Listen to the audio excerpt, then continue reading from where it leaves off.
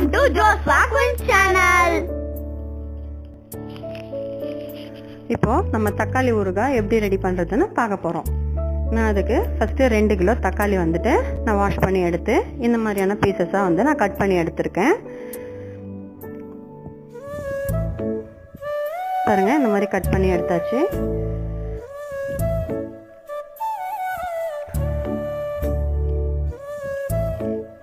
அதுக்கு தேவையான 100 கிராம் பூண்டை வந்து நான் உரிச்சு எடுத்து வச்சிருக்கேன்.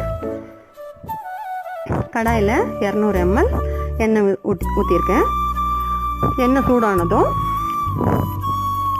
தக்காளி கட் பண்ணி வச்ச தக்காளியை வந்து நான் அதில் ஆட் பண்ணிக்கிறேன். ஆட் பண்ணி நல்லா கலந்து விடணும்.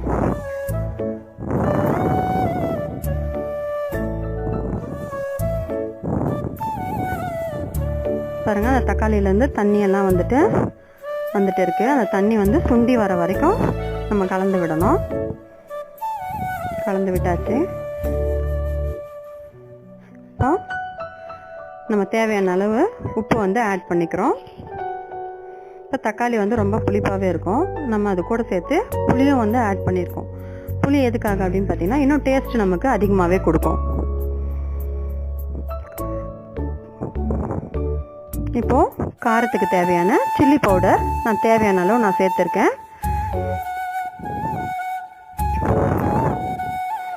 இந்த தக்காளி ஊறுகாய் வந்து குழந்தைங்களுக்கு ரொம்ப பிடிக்கும். குழந்தைங்க மட்டும் இல்லாமல் பெரியவங்களும் வந்து விரும்பி சாப்பிடுவாங்க.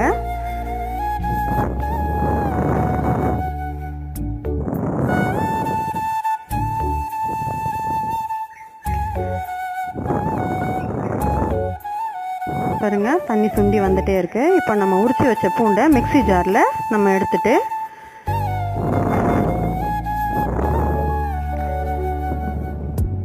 கொரப்பா இந்த மாதிரி அரைச்சி எடுத்துக்கணும். பாருங்க எப்படி அரைச்சி எடுத்துருக்கேன் பாருங்க. பாருங்க தண்ணி ரொம்பவே சுண்டி வந்திருக்கு. இன்னும் தண்ணி நல்லா சுண்டி வரணும்.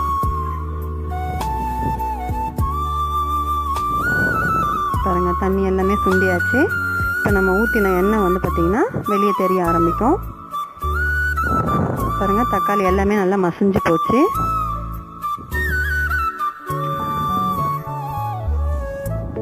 பாருங்க தக்காளி ஊறுகாய் ரெடி ஆகிட்டே இருக்கு.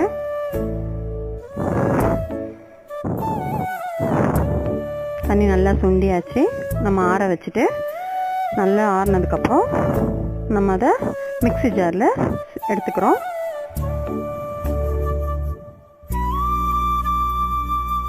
ஜாரில் எடுத்துட்டு நம்ம அரைச்சி பேஸ்ட் மாதிரி நம்ம ரெடி பண்ணிக்கலாம். பாருங்கள் பேஸ்ட் மாதிரி வந்துடுச்சு. பாருங்கள் தக்காளி அதில் இல்லவே இல்லை, பேஸ்ட் ஆகிடுச்சு.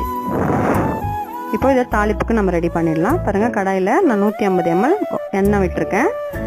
காஞ்ச மிளகா, கருவேப்பிலை, வெந்தயம், இந்த அரைச்சி வச்ச நம்ம பூண்டு கூடவே வந்துட்டு நான் பெருங்காயத்தூளும் எடுத்திருக்கேன். கடுகு போட்டு கடுகு பொரிஞ்சதும்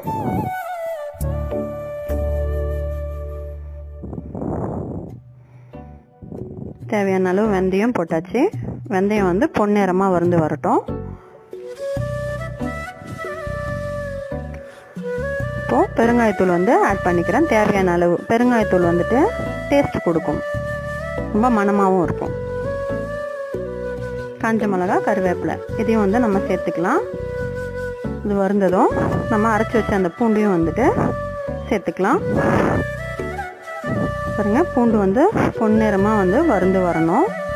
நம்ம கலரி விட்டுட்டே இருக்கணும். இது எல்லாமே வந்துட்டு மீடியம் ஃப்ளேம்லேயே வச்சு பண்ணணும். பாருங்க பொன்னிறமாக வறுந்து வந்தாச்சு.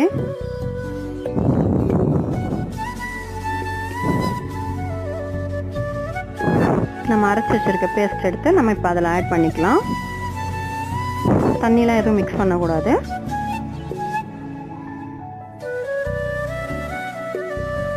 பாருங்க அதோட சேர்த்து இப்போ கலந்து விடணும்.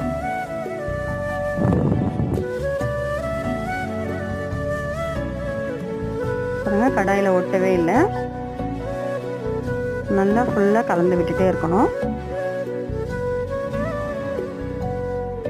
பாருங்க நம்ம எண்ணெய் ஊற்றின எண்ணெயே வந்து தெரியல. பாருங்க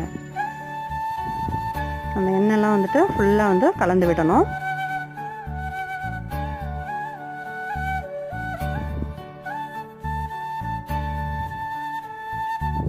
இது நம்ம இட்லி, தோசை, சப்பாத்தி, சாதம் எல்லாத்துக்குமே வந்து நம்ம எடுத்துக்கலாம்.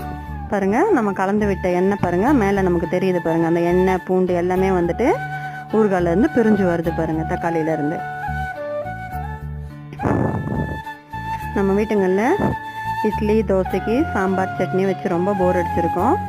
அதுக்கு பதிலாக இந்த தக்காளி ஊறுகாய் செஞ்சு பாருங்கள். ரொம்ப டேஸ்ட்டாகவும் இருக்கும், விரும்பியும் சாப்பிடுவாங்க. ஃப்ரிட்ஜில் வைக்க வேண்டிய அவசியம் இல்லை, வெளியவே வச்சு கூட நம்ம யூஸ் பண்ணிக்கலாம். பாருங்கள், நம்ம ஊற்றின எண்ணெய் எல்லாமே தனித்தனியாக பிரிஞ்சு வருது பாருங்கள். கலரும் வந்து சேஞ்ச் ஆகும்.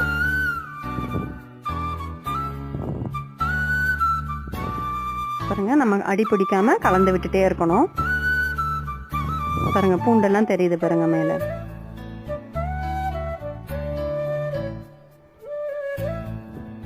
இந்த வீடியோ பார்க்குறவங்க லைக் பண்ணுங்கள், ஷேர் பண்ணுங்கள், சப்ஸ்கிரைப் பண்ணுங்கள்.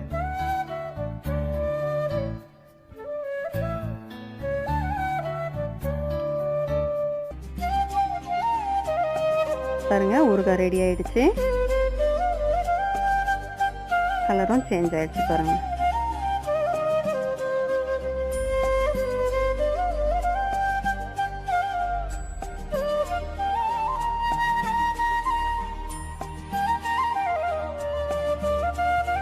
தக்காளி ஊறுகாய் ரெடி. நெக்ஸ்ட் வீடியோவில் பார்க்கலாம். Bye bye.